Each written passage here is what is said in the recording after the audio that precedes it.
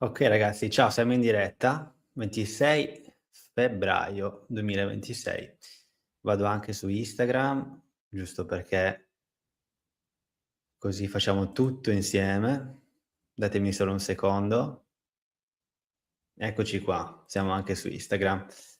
Allora, perché faccio questa live oggi? Ho appena finito una consultazione con una persona che soffriva di ansia, sbandamenti, cervicalgia e ho pensato che la sua storia poteva ispirarvi.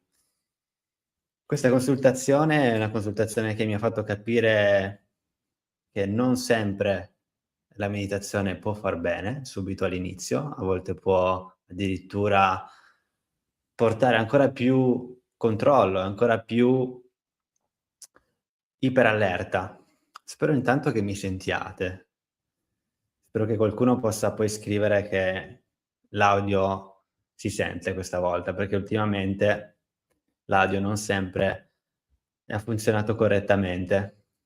Quindi vi stavo dicendo, non sempre la meditazione, soprattutto per quelle persone che non sono abituate a meditare e a lavorare su, di sé, o rimanere in silenzio senza fare nulla. Questo non è qualcosa di normale per molti, perché siamo in costante attivazione nel dover fare, fare, fare e raggiungere. Ora, se stai guardando questa live, questa diretta, ma anche se la stai vedendo magari registrata, ti consiglio di sentire queste parole perché penso che ti aiuteranno a fare un po' di chiarezza su sintomi, anche variegati, perché parlerò di sintomi, parlerò di radici dei sintomi, che sono principalmente dei conflitti interiori, paure, e poi parlerò anche di dieta, di movimento, di quanto tempo impiegare nel giorno, secondo me, per risolvere una problematica del genere, quanto ho impiegato io per risolverla verso di me. Quindi questo è un qualcosa che io cioè qualcuno penso che lo sa, però è giusto ribadirlo che tutto quello che vi sto dicendo l'ho provato su di me. Okay, quindi prima di arrivare a dirlo, fare quel lavoro che sto facendo, l'ho fatto su di me. Quindi parlerò poi anche di integratori e eventualmente, sui medicinali. Non sono un medico, sono un terapista, però vi do il mio parere su cosa secondo me, è più giusto fare. Ovviamente ogni persona ha una storia diversa, ha dei sintomi diversi, però le caratteristiche dei sintomi neuroplastici sono sempre gli stessi. Quindi questa persona oggi è arrivata, sui 50 anni e mi ha raccontato insomma che soffriva di, questi sintomi che sono principalmente di tensione, rigidità al collo, instabilità, senso molta ansia che si è andata è andata a progredire durante l'ultimo anno, soprattutto durante gli ultimi 2, 3 mesi, acufene e stanchezza muscolare, stanchezza, grande stanchezza. Ha tantissimo stress a lavoro, cioè fa un lavoro che nonostante le garba, sta creando veramente tanto stress, c'è molta pressione, nel suo lavoro. Lavoro da scrivania, quindi quando soffriamo di dolori cervicali, per dire, o comunque rigidità al collo, molte persone pensano che sia la postura il problema. Ma vi dico io al 100% che non è la postura. La postura può aggravare, può essere un aggravante, ma non è la postura. Quindi quello che, sta accadendo appunto è questo conflitto interiore. Quindi se c'è questo stress al lavoro molto potente, con un grande senso di responsabilità su quello che dobbiamo fare per l'azienda, per la compagnia. Poi magari arriviamo a casa e c'è anche una figlia e un figlio che magari non stanno bene per i loro problemi, perché adesso oggi i teenager, comunque, i giovani, anche più giovani di me, stanno soffrendo di tantissima ansia. Anche loro hanno i loro conflitti, a scuola, in università, alle superiori. Insomma, tutti questi conflitti vengono portati a casa, la persona, un adulto che ha dei figli, magari arriva ad avere delle grandi preoccupazioni non solo per il lavoro stesso, quindi in questo caso lavoro da scrivania d'ufficio, ma anche magari per un figlio o una figlia che già sta male dal punto di vista psicologico. Quindi senso di ansia, senso di, rigidità al collo. Queste problematiche stanno aumentando tantissimo negli ultimi anni. Infatti, ne parlo spesso su questo canale proprio perché ce n'è molto bisogno e secondo me ce n'è molto bisogno anche di non fare gli stessi errori che ho fatto io nel passato. I principali errori sono quelli di credere che una terapia manuale potesse, poi dare del beneficio. Quindi questa persona che ho visto sta seguendo fisioterapia con tecar e pompage. Vorrei parlare di questo, principalmente tecar e pompage sono degli attenuanti, lavorano sulla superficie, non sempre danno del sollievo, anzi secondo me non servono.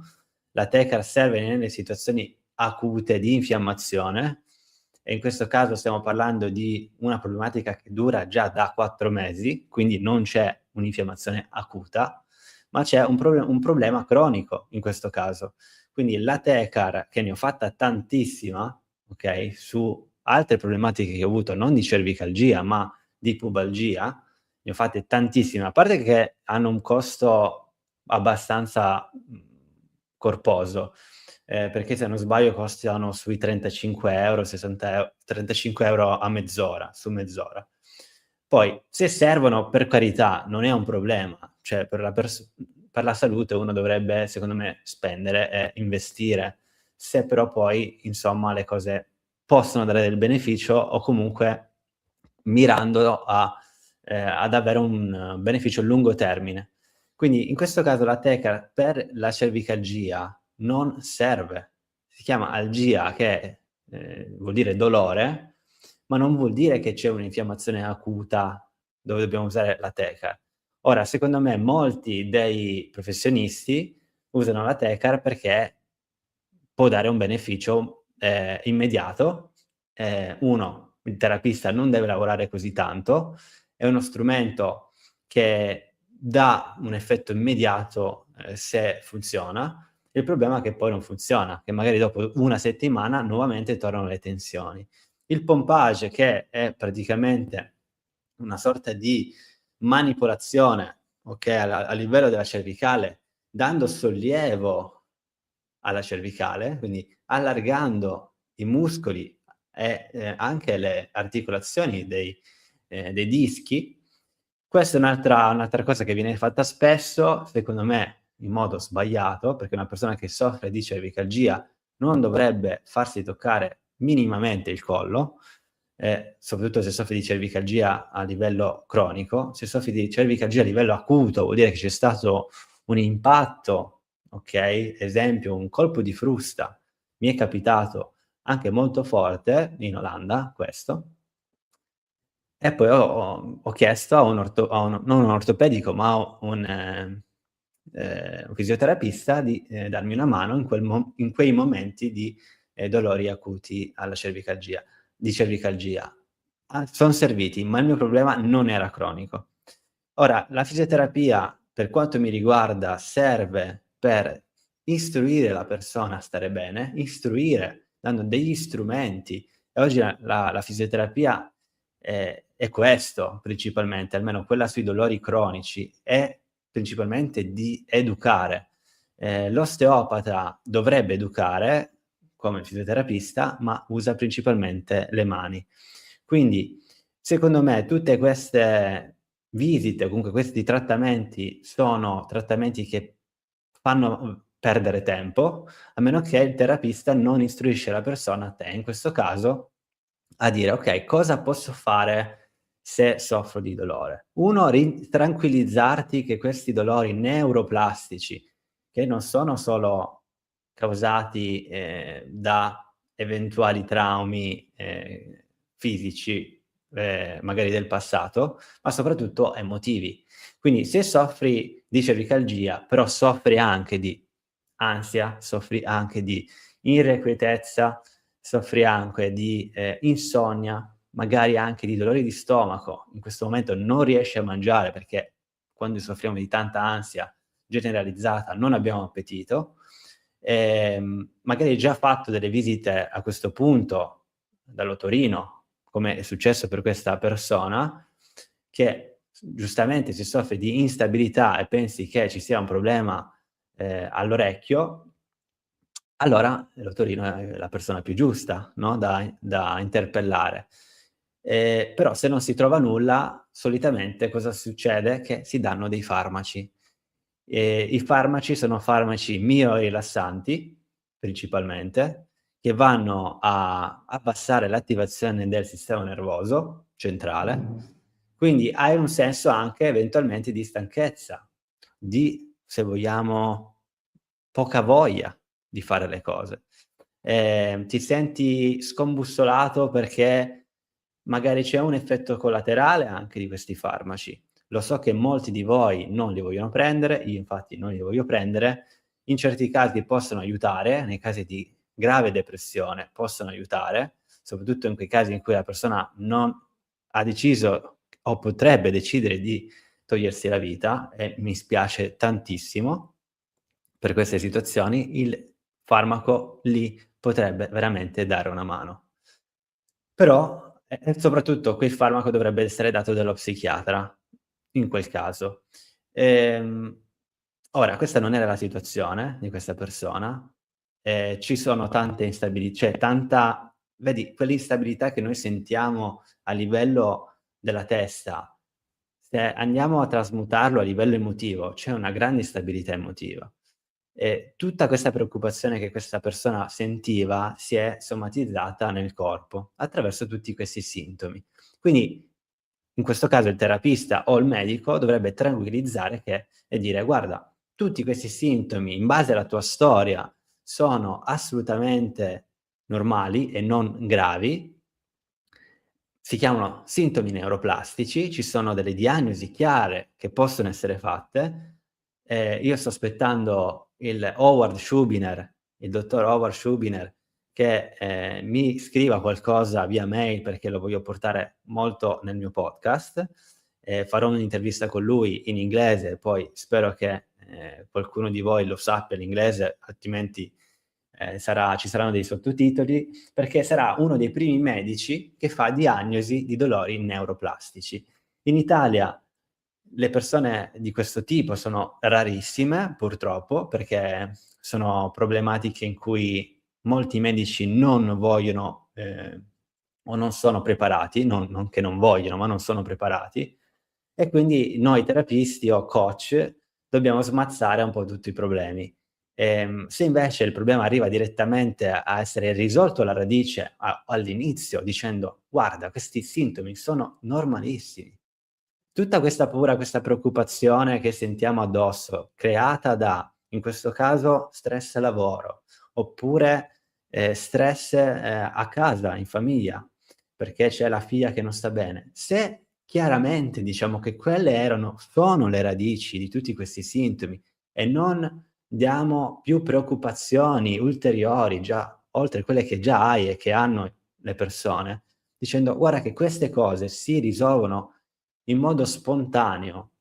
Okay, possiamo sì fare delle tecniche mente-corpo di meditazione, ma principalmente il primo passo è tranquillizzarti che non c'è nulla di grave dentro di te. Ovvero tu potresti pensare che ci sono delle fitte fortissime dal collo che vanno fino alla nuca, mentre che stai prendendo i panni nella lavatrice. Ci sta, senso di sbandamento molto acuto, ma questi sono, diciamo, fasi di riequilibrio del sistema nervoso dopo un grande periodo di stress, che vanno poi automaticamente a riequilibrarsi. Il nostro sistema nervoso è molto intelligente. Se i conflitti vengono risolti, almeno quelli del presente, e non ci sono radici ulteriori che vanno dal passato, quando dico radici ulteriori possono essere credenze limitanti, il senso di non essere mai abbastanza, di non fare le cose mai, come in modo perfetto. Tutta questa responsabilità che ci mettiamo addosso, certo che deriva dal nostro modo di essere e dalla nostra identità, dal nostro carattere, che si è formato durante gli anni. Okay, ma se non vogliamo andare per forza nel passato e capire il perché e il per come siamo arrivati ad oggi ad avere questo carattere, lavoriamo almeno sul capire che questi sintomi sono normalissimi, non sono gravi e si risolvono con la pazienza e con la calma, senza dare ulteriore preoccupazione alla persona o a te, dicendo che se questa è tutta una questione di ansia, okay, 1 non è tutta una questione di ansia, perché c'è comunque un effetto nel corpo, ma se tu ti preoccupi che c'è qualcosa di più importante, più grave, bisogna risolvere quella credenza, primo, perché non è non altrimenti non riuscirei a dormire la notte. Ti dico già, i sintomi neuroplastici sono variegati e si risolvono normalmente attraverso l'infondere sicurezza al tuo corpo. Sicurezza al tuo corpo vuol dire che la puoi fare in diversi modi. 1 con l'educazione, attraverso questi video. 2 attraverso la respirazione, per esempio. Cioè rimanere anche solo per 1 minuto, 2 minuti ad occhi chiusi e respirare, mettere una mano sul cuore. E quella è meditazione, è mindfulness, stare attento al modo in cui stai respirando, al modo in cui sta battendo il cuore e lo senti. Nel momento in cui sta battendo il cuore possiamo farlo assieme, okay, possiamo farlo assieme. Facciamo questi 2, 3 minuti di meditazione insieme e vi guido. Vediamo se i commenti sono attivi. Okay, comunque visto che è una diretta fate le domande che volete, sono qui per voi, non ho avrò una mezz'oretta ancora, quindi facciamo questi 2, 3 minuti di mindfulness e di meditazione, che è la cosa più basilare che possiamo fare. E questa solitamente io la faccio al mattino o la sera, o tutti e 2, okay? Mettiamo una mano sul cuore, chiudiamo gli occhi, facciamo un respiro 2 o 3 respiri profondi dal naso. Ed espiriamo come se dovessimo soffiare attraverso una cannuccia lentamente. Respiro dal naso nuovamente ed espiro lentamente dalla bocca nuovamente.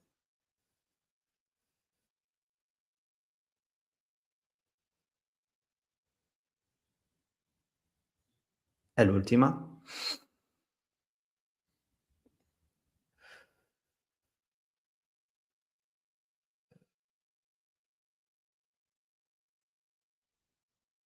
Ne abbiamo fatti 3. Rimaniamo ancora ad occhi chiusi. Notiamo in questo momento come il nostro cuore batte. Semplicemente notiamo il cuore che batte. E porta consapevolezza anche al respiro. Lascialo andare, lascialo fluire.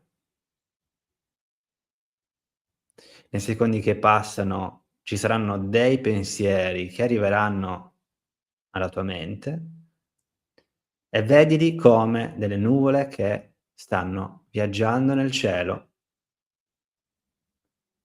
Questi pensieri sono assolutamente normali e andranno via da soli in modo spontaneo perché li stai osservando e non stai interagendo con questi pensieri. Rimani sempre connesso col cuore e nota l'intensità di questi battiti e nota quanta frequenza c'è tra un battito e l'altro, quanta distanza. Non devi fare assolutamente nulla, se non notare questi battiti e la potenza del battito sulla tua mano. Ora immaginati di essere dentro questa bolla dorata, di colore quindi giallo. Tu sei all'interno e questa bolla ti sta proteggendo da ogni negatività esterna. E questa bolla che sta praticamente riempendoti, tu stai dentro questa bolla ti ti abbraccia e si espande in tutte le direzioni, aumentando gradualmente secondo dopo secondo. Ad ogni respiro questa bolla diventa sempre più larga, sempre più protettrice. E lascia adesso che si distenda verso il cielo, verso il basso, verso sinistra, verso destra, la circonferenza diventa sempre più grande. E questo è un senso di protezione che hai, che ti stai infondendo, che ti fa capire che il tuo corpo è protetto da ogni negatività.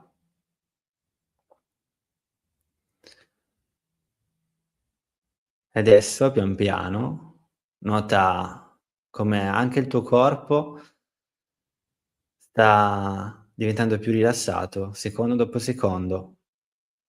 Lascia andare ogni tensione alla fronte e lascia cadere la spalla sinistra e la spalla destra. E immediatamente hai notato come queste spalle, queste tensioni si son liberate semplicemente perché ne eri cosciente. Rimani sempre ad occhi chiusi e lascia andare ogni tensione allo stomaco. E libera la mano adesso dal cuore, posizionala sopra le tue gambe e lascia andare ogni tensione adesso alle gambe. Le lasci cadere attraverso la gravità verso il terreno e noti come la sedia ti sostiene, non devi fare assolutamente nulla se non rimanere presente nel respiro e farti guidare dalle mie parole.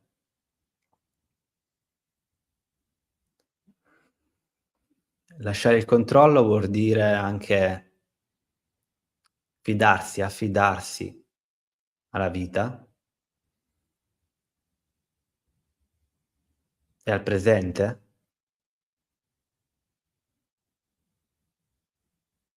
perché attraverso la pace e la fiducia il tuo corpo può finalmente dare un messaggio chiaro di riequilibrio. Okay, adesso inizia a muovere le dita delle mani e dei piedi e alla prossima espirazione puoi riaprire gli occhi. Okay, ci abbiamo messo qualche minuto. Prova a notare in questi minuti adesso che son passati, se mi hai seguito, come ti senti. Solo perché hai preso 3 minuti della tua giornata, 4 minuti della tua giornata per focalizzarti sul battito del cuore, sul respiro, su cose che hai sempre lì di fronte a te, a disposizione. E questi sono esercizi che dovrebbero essere guidati da ogni terapista, anche fisioterapista in questo caso. Secondo me invece che fare una tecar e fare un pompage, secondo me questo ha molta più potenza, perché sono cose che tu puoi fare a casa la mattina, 5 minuti, e la sera 5 minuti, che danno almeno nel presente un messaggio di sicurezza nel tuo corpo. Non servono stretching, non servono rotazioni sinistra, destra, rinforzi muscolari, non servono ragazzi, perché il vostro collo non è che è debole, è semplicemente in protezione. Tutta la stanchezza che sentite non è perché c'è un problema a livello grave nel vostro corpo, ma perché è normale che se la persona non dorme, se tu non dormi, il tuo sistema nervoso è costantemente in attivazione e inizia a bruciare qualsiasi cosa perché pensa che sta correndo in una savana con degli leoni dietro, costantemente. Ovvio che poi c'è tantissima stanchezza. Quindi questa persona, ritornando indietro, insomma, sulla consulenza che avevo fatto oggi, è in questa fase che magari sono 4 mesi che è così. Ora, 4 mesi non sono 4 anni, sono sicuro che questa persona riuscirà a riequilibrarsi attraverso semplicemente, scaricare un po' di tensione, un po' di preoccupazione del presente, sia per la figlia che per il lavoro. Ci sono dei programmi per questo su internet che potete trovare, se non volete fare il mio, non seguire i miei video, ci sono tantissimi terapisti che possono darvi una mano dal punto di vista di meditazione. Inizierei dalla mindfulness, quella sul respiro e sul battito cardiaco, 5 minuti la mattina, 5 minuti la sera. Questo dovrebbe già darvi un sollievo. In certi casi, quando la problematica è molto, molto, diciamo che va per un periodo di tempo molto lungo, parliamo dai 6 mesi in su, magari lì ci sono veramente dei circuiti neuronali appresi da tantissimi eventi passati, okay, non solo l'evento scatenante del presente, che magari è il lavoro, magari è la figlia che sta male, questo e quell'altro. Magari ci sono tantissime credenze limitanti che stanno creando molta pressione. In questo caso ho sentito una credenza che era: "Non voglio fare esercizi al collo più di tanto perché ho paura di farmi male. Rischio di farmi ancora più male". Questo rischio di farmi ancora più male a livello cervicale, se è un qualcosa che non dovrebbe esistere, perché i dolori neuroplastici non sono causati da una problematica strutturale, lo dico sempre in ogni video, ma creati da una ipersensibilità del sistema nervoso. Quello che potrebbe farti male è magari veramente una manipolazione o eventualmente un pompage fatto male, uno stretching che viene fatto in modo molto intenso, quello potrebbe far male, ma non c'è nulla da rompere, perché il problema non è l'ernia, il problema non è la rettilizzazione della cervicale, il problema non è l'artrosi, okay? Se abbiamo 50 anni o 40 anni, abbiamo una marea già di artrosi, una marea già di ernie, possibilmente, ma già all'età di 20 anni abbiamo già queste ernie, queste artrosi. Queste possono essere totalmente asintomatiche. È normale che se oggi facciamo una risonanza magnetica trovano sempre qualcosa a livello della cervicale e della lombare. Sta a te poi a chiedere: "Ma questi dolori possono anche essere somatizzati dai miei traumi e i miei conflitti e i miei le mie preoccupazioni del momento? Sì, no?" E vi sfido a chiederlo ad ogni terapista lì fuori, ogni medico lì fuori che vi fa una diagnosi. Poi sta a voi anche capire che dove vi trovate. Cioè, se andate da, che ne so, ci sono tanti medici informati che sono aperti, e tanti che non lo sono. Quindi sta anche a voi capire cos'è che potete prendere da quella persona. Quindi, se vi chiedono di fare una risonanza magnetica all'encefalo perché c'è un rischio che ci sia un tumore al cervello, okay, su una problematica di questo tipo mi sembra molto, molto, molto, molto, molto remota. Quindi, io penso che molti dei medici, giustamente per lavarsene le mani, comunque per una precauzione in più, chiedono di fare una risonanza, ma vi dico già che noi fisioterapisti, io ho studiato fisioterapia, sono un terapista, non mi reputo neanche più, come dire, un fisioterapista classico, perché non faccio fisioterapia classica, per il puro senso della parola fisico, ma lavoro con la mente, con il corpo insieme, con lo spirito.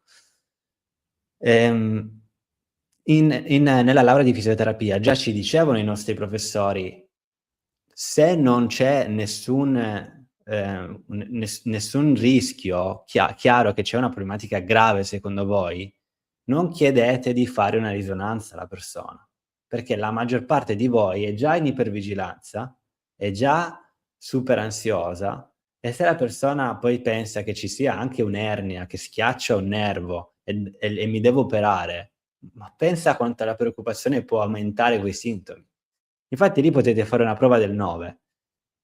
La prova del 9 è questa: fatevi tutte le risonanze che volete e quando uscite da là, in base a come vi ha parlato il terapista o il medico, notate come vi sentite. Se notate che vi sentite ancora peggio, avete capito che c'è un chiaro collegamento tra le vostre emozioni negative e i vostri sintomi.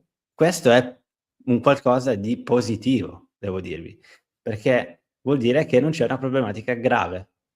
Se sapete che i vostri sintomi sono nati da un grande conflitto del passato, un divorzio, un lutto, un periodo molto stressante, cosa dovete sapere di più in una risonanza magnetica? Cosa dovete sapere di più? Che ci sia che c'è una rettinizzazione? Quella è normale che ci sia magari nei casi in cui ci sono delle grandi tensioni e rigidità al collo, è normalissimo. Cosa dobbiamo fare? Prendere lo scalpello e andare a modificare la cervicale attraverso manipolazioni, invece di pensare alla radice? Potete farlo. Vi dico già che è tempo perso, purtroppo. Purtroppo perché vorrei che magari attraverso una manipolazione ogni persona, risolvesse una problematica cronica di 4 anni. Per me ce ne sono voluti 5 di anni per risolvere la mia problematica. Non vorrei che spendessi altri 5 anni tu per risolvere la tua problematica. Ecco perché son qui su YouTube. Quindi non c'è un rischio di farti male, non c'è da farsi male, okay, c'è essere consapevoli sul problema, sul conflitto, usare le tecniche, per esempio questo la respirazione consapevole, per esempio. E poi se non ti senti meglio, l'ansia diciamo non va giù, anche lì controllo sull'ansia, non c'è nulla da controllare sull'ansia. C'è da capire che non c'è un pericolo se senti le cose. Puoi sentirle e non essere in pericolo, però capisco che se c'è stato un attacco di panico, capisco la preoccupazione che arrivi un altro attacco di panico. Ma se arriva e comunque pensi che stia arrivando, questa è un'altra credenza limitante, dovresti avere degli strumenti, okay, anche per prevedere questo attacco. Esempio, in un attacco di panico la respirazione può servire in certi casi, okay, molte persone la respirazione triggera solo un altro attacco, esempio la mia compagna che ne ha sofferto, ogni volta che, le dicevo di fare una respirazione andava ancora più in ansia. Quindi ogni persona c'ha il suo approccio, ecco perché non c'è una formula magica per tutti.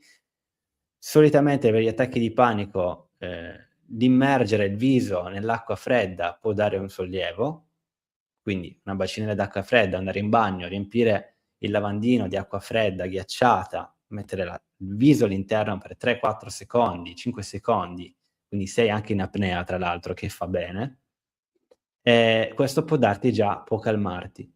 Però anche qui stiamo lavorando sui sintomi, stiamo lavorando sulle foglie dell'albero, non le radici. Quindi possiamo fare tutta la meditazione che vogliamo, ma se quel conflitto interno è presente, non risolviamo il problema e il sintomo corporeo. Quindi dobbiamo andare a risolvere l'evento, il conflitto interno. Usando nei miei casi, offro a disposizione il tapping EFT per l'evento, per gli eventi, la scrittura espressiva, per esempio, è quella più semplice se non mi segui, se non hai mai seguito il tapping. Scrittura espressiva, scrivi dell'evento, scrivi delle tue preoccupazioni, scrivi di quello che ti turba, ma non una volta. Stiamo facendo una scrittura espressiva che è una terapia vera e propria per almeno 3 settimane. Per almeno 3 settimane. Scrivi, prenditi 20 minuti e scrivi. Però vedi, molte persone non vogliono prendersi 20 minuti, perché pensano di perdere tempo. Ho fatto una consulenza qualche giorno fa di una ad una persona che mi ha detto: "Alessio, io farei anche, la meditazione, però quando poi cerco di farla", non era una persona che sta seguendo il mio programma, infatti gli ho detto: "Non sei pronto, non iniziare neanche", perché m'ha detto: "Se inizi quando inizio a fare meditazione, mi sembra di perder tempo". Okay, questo è una grave credenza limitante. Okay, questo il fatto che tu senti di perdere tempo e non fai la meditazione, non fai neanche quei 3 minuti, come puoi pretendere di essere aiutato? Non c'è nessuno che ti può aiutare, nessuno. Se non riesci neanche a stare tu 3 minuti del tuo tempo, della tua giornata, a respirare, a sentire il tuo battito cardiaco. Se il problema è il respiro, senti il tuo battito cardiaco. Semplicemente 3 minuti. Però se questo non lo fai e preferisci andare a farti fare una tecar o farti fare una manipolazione, questo è un gran problema. Ve lo dico, è un gran problema. Okay, quindi nella fase acuta, in questo caso quando il problema è sentito nel corpo ad alta intensità, molto probabilmente lì non stai vivendo una fase di conflitto, ma stai vivendo una fase di risoluzione del conflitto. Fate finta, prendete la febbre come un prendete aspetta, allora Alessia ti rispondo: "Perdere tempo, ma nemmeno ci dovresti pensare." Esatto Alessia, assolutamente. Avevi anche scritto Movimento, respirazione consapevole, grazie. Però qualcuno pensa che stanno perdendo tempo. Lo so, molti di voi non la pensano così, perché se siete qua mi conoscete magari già dalle mie meditazioni su YouTube e so che molti di voi le fanno e hanno dei benefici. Vi voglio anche invitare a non solo fare le meditazioni, ma anche essere consapevoli delle radici dei vostri sintomi, pensando a magari a quando è nato il sintomo, che periodo era, cosa è successo. E attraverso la scrittura espressiva, per esempio, potete andare a elaborare quello che era successo. Certo, okay, con un terapista, con un coach magari questo è più facile, però si può fare da solo, non c'è bisogno di me, non c'è bisogno di necessariamente una persona di fronte a voi che vi dica per filo e per segno cosa fare. Si può fare, io l'ho fatto da solo, okay, e non ho dovuto neanche fare scrittura espressiva nel mio caso, con la cervicalgia, perché avevo capito qual era il conflitto, avevo capito il problema, sapevo il mio problema è che stavo cercando ancora di trovare la soluzione fisica. E quindi continuavo a fare massaggi, continuavo ad andare dall'osteopata, continuavo ad andare dal fisioterapista, continuavo a fare gli esercizi di yoga per il collo, invece di pensare: "Ma io posso anche lasciarmene andare, posso anche sbattermene di quelle responsabilità che mi stavo mettendo addosso a lavoro." Infatti poi l'ho lasciato quel lavoro, da scrivania, e oggi sto più nella scrivania di quel lavoro là. Per le persone che pensano che è la scrivania che crea il problema, io vi dico che non è il problema la scrivania, è il lavoro che fate, il conflitto interiore che avete. Io posso stare nella scrivania 10 ore adesso, con il collo che non fa male, e prima però facevo 6 ore, 4 ore magari, e avevo una tensione enorme nel collo. Okay. Ehm, Stavo parlando della febbre, della fase di riequilibrio del sistema. Quando avete dei sintomi molto intensi e voi pensate: "Ma cosa è successo oggi che non va? Cosa ho pensato? Qual è la credenza?"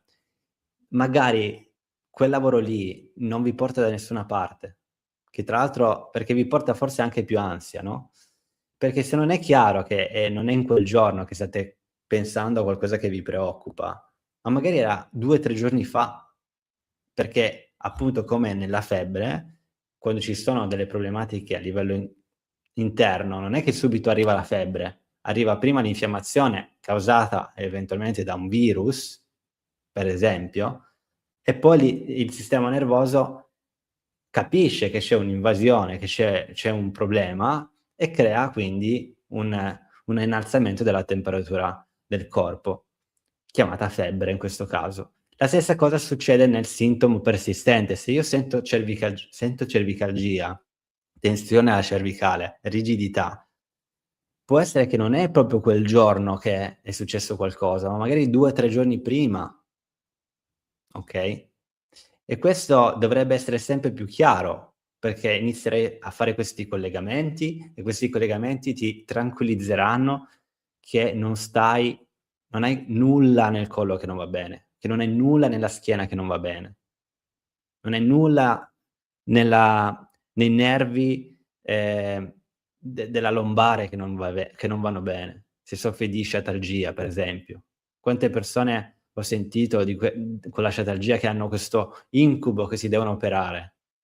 Ma non è vero, non è così. Nella maggior parte delle problematiche non c'è nulla da fare, perché queste son contrazioni che possono anche andare a comprimere eventualmente i nervi e i muscoli, che poi creano quindi anche sintomi di intorpidimento, sintomi, di tensione, sintomi, di mancato tatto in parti del corpo, okay, ma nella maggior parte dei casi non c'è nulla da operare, okay.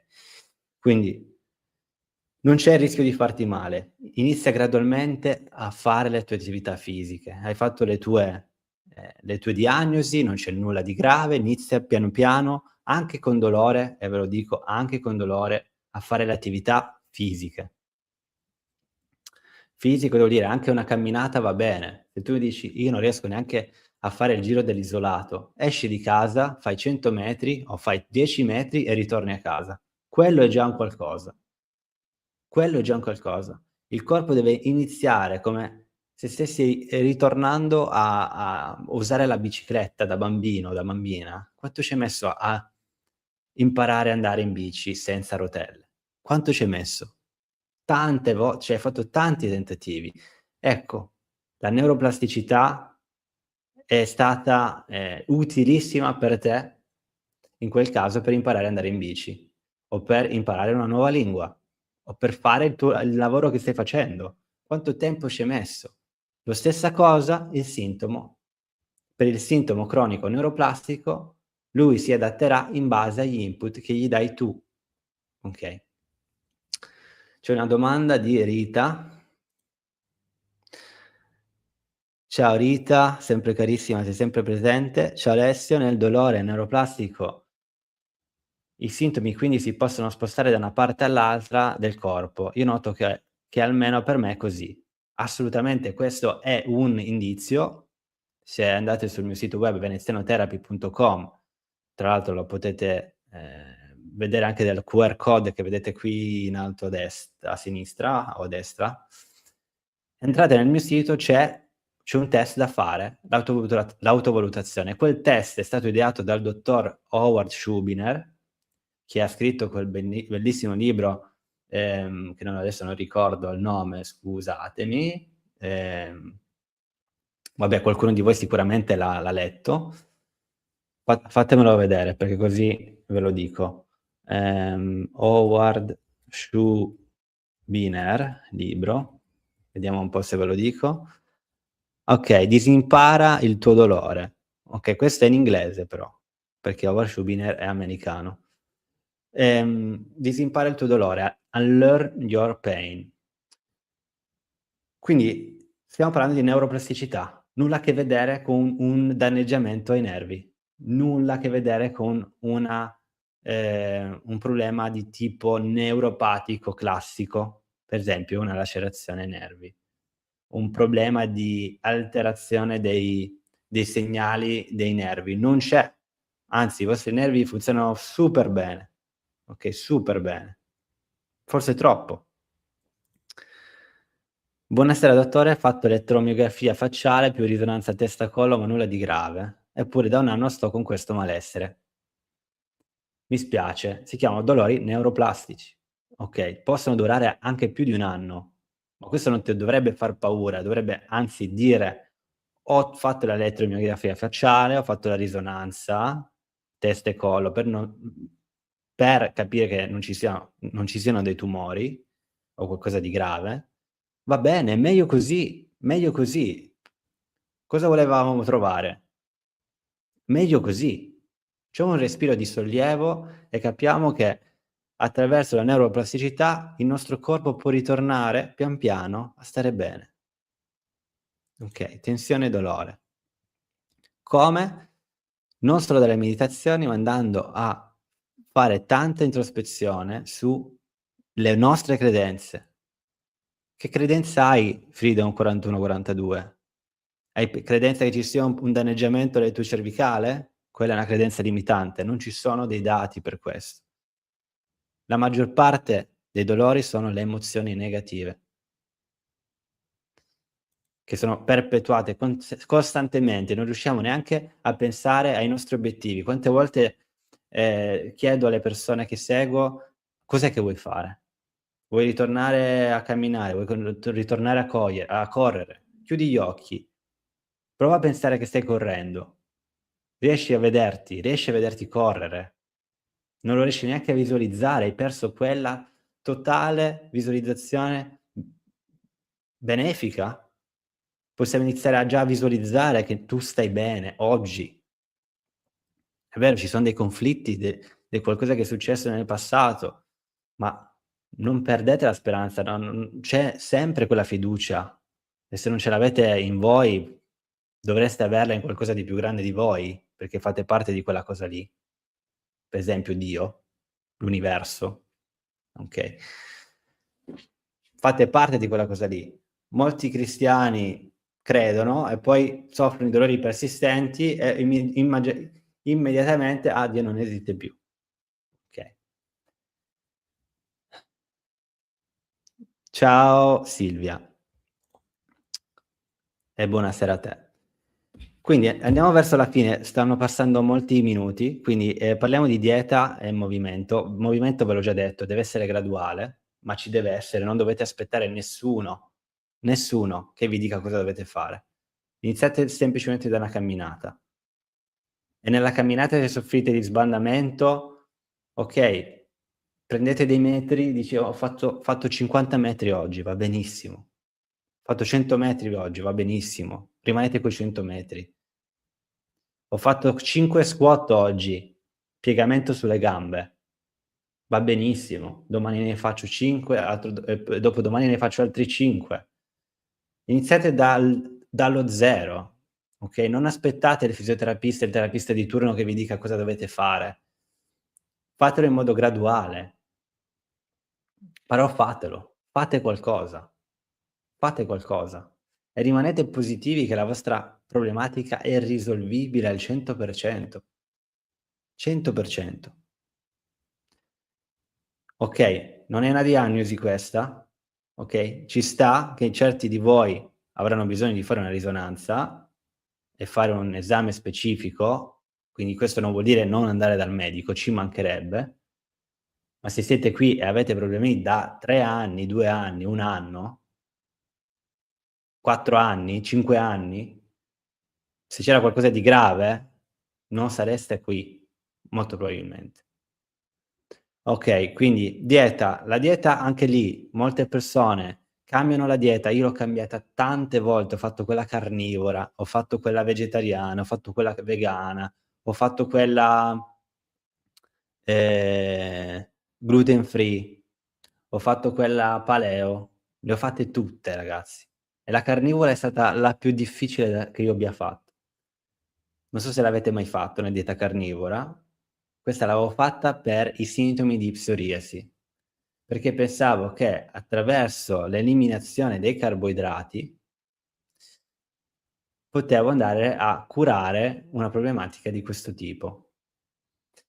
Perché mi ero informato che insomma avevo letto qualche libro, poi non lo raccomando a nessuno, una dieta carnivora come l'ho fatta io, perché la mia dieta carnivora era solo carne, carne, carne, come giusto che sia una dieta carnivora, ma non c'erano verdure e quindi sono andato anche in costipazione dopo 20 giorni, molta costipazione. Però l'ho fatta, so che non la devo rifare, e va ben così. Non ho avuto nessun beneficio se non i primi 2, 3, 4 giorni di placebo, perché vi ricordo che ogni terapia ha un placebo. Ogni terapia ha un placebo. Comunque la dieta c'è una dieta antinfiammatoria che tutti dovremmo seguire, ma non c'è un particolare modo per seguirla. Okay, il riequilibrio può arrivare dalla dieta, ma principalmente arriva dalle emozioni, dal mindset, dalle credenze, dallo stress. Io posso avere usare, cioè andare a, intraprendere una dieta super sporca, okay, McDonald's, ma se non ho preoccupazioni, non mi turba così tanto quella dieta. Okay, adesso stiamo andando agli estremi ovviamente, ma tutte le persone oggi nel 2026 sanno cosa vuol dire dieta equilibrata. Tutti, soprattutto noi italiani che mangiamo abbastanza bene. E ve lo dico perché ho vissuto in tanti paesi e noi mangiamo abbastanza bene. Okay, mangiamo tanta pasta e tanto pane, sì, ma non è lo stesso pane che mangiano in Australia e non è lo stesso pane che mangiano in Olanda, okay? Poi ogni paese dice che il proprio pane è il migliore, esempio in Belgio o in Francia dicono: "No, il nostro pane è il migliore", poi in Austria: "Il nostro pane è il migliore", Germania stessa cosa. Comunque i paesi del nord soprattutto hanno questa cosa che il loro pane è il migliore, però va ben così. Non lo credo, secondo me il miglior pane è quello del Sud Italia, ecco. Per quanto mi riguarda. Poi, miei pareri, Sud Italia, poi ho origini siciliane, quindi posso dirvi che magari sono di parte. Quindi dieta può aggravare, ma non è la risoluzione, perché il problema non è il corpo, è l'emozione, è il trauma emotivo, è il conflitto interiore. Movimento graduale, tempo da impiegare nel giorno, inizierei già dai 5, 10 minuti al mattino di meditazione, 5, 10 minuti al pomeriggio di meditazione, movimento fisico. Quanto tempo ti vorrei prendere per te? 1 oretta. 1 oretta nel giorno, totale. Poi se seguite Neurobalance, dico la stessa cosa anche a loro, non vuol dire che se seguite un programma come il mio dovete dedicarvi di più.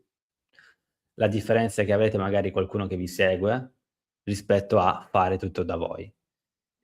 Non mi chiedete cosa c'è da fare, perché, altrimenti non avrei fatto il percorso, non avrei ideato il percorso. Spero di darvi tutte queste informazioni in modo gratuito a voi che siete lì su YouTube, però vi dovete cercare voi video che secondo voi, insomma, vi danno più aiuto. Non mi chiedete: "Ah, vedi questo video, poi il secondo, poi il terzo, poi il quarto", perché se no forse è più utile entrare direttamente nel percorso Neurobalance, okay? Non sto cercando di vendervi niente, è solo per veramente non complicarvi la vita. Molti delle persone che sono ritornate a stare bene, non hanno neanche fatto il percorso, hanno solo visto i miei video su YouTube. Quindi ne ho fatti, boh, non so, forse più di 600 video in 3 anni. Guardateveli, guardate magari gli ultimi, sono sicuro che gli ultimi sono i più ben fatti, anche delle meditazioni. Guardatevene una cinquantina, vedete come vi trovate, prendete quello che potete prendere. Ci sono delle live ogni tanto, che faccio settimanali, se riuscite a entrare sono contento, altrimenti mi mettete un commento, cerco di rispondere. La maggior parte non riesco a rispondere perché siete abbastanza tanti adesso. Tra l'altro vi ringrazio perché abbiamo raggiunto i 5.000 iscritti sul canale, ed è un buon obiettivo, son soddisfatto. Al di là dei numeri, sono soddisfatto delle persone, insomma, che mi dicono che veramente hanno un aiuto, stanno migliorando con queste parole. Quindi integratori, e finisco con gli integratori e poi chiudo e siamo arrivati a 1 ora praticamente. Negli integratori non ci sono integratori che migliorano il dolore cronico, perché non lo curano, okay? Stessa cosa della dieta. Quindi se la dieta è equilibrata, l'integratore, non ce n'è bisogno dell'integratore. Quello che ho scritto anche nel mio libro, Il potere della consapevolezza, erano 3 integratori principalmente: magnesio a livello cutaneo, ci sono degli spray al magnesio. Perché? Perché a livello di digestione molte persone fanno fatica, soprattutto per voi che soffrite di dolori persistenti, magari avete anche, problematiche digestive, quindi il magnesio potrebbe dare problematiche. Quindi lo spray al magnesio lo trovate anche su Amazon e da qualche parte, non lo vendo io, quindi lo dovreste trovare voi. Ehm, Può aiutare per abbassare i livelli di intensità, i livelli di allerta del sistema nervoso. Dà un sollievo muscolare diciamo, superficiale però comunque. Poi, secondo è la vitamina D, questo però è importante su questo aspetto della vitamina fare un'analisi del sangue dal proprio insomma farvela e capire se siete in insufficienza. In Italia purtroppo, ehm, ci sono dei livelli minimi secondo me assurdi, sono più bassi secondo me della media europea, okay, però rimanete nei livelli diciamo standard. E questo qual è il livello standard?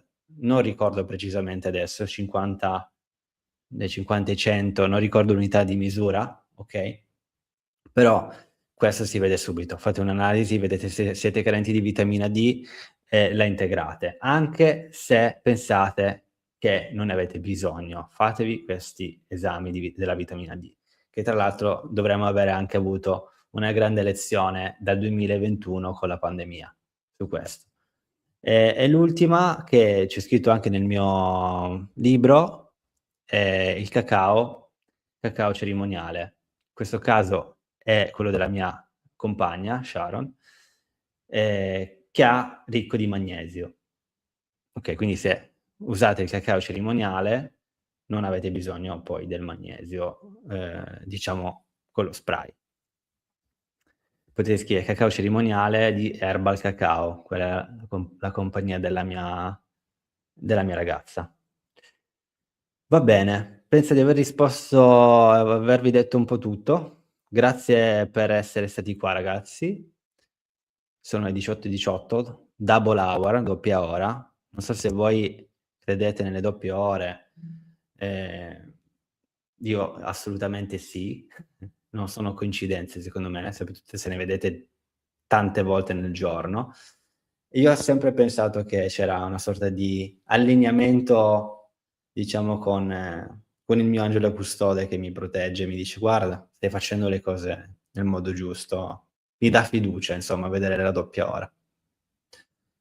Grazie ancora, ci vediamo alla prossima live e penso che stasera è uscita un'altra meditazione, quindi fatemi sapere cosa ne pensate e nella prossima live magari ne parliamo.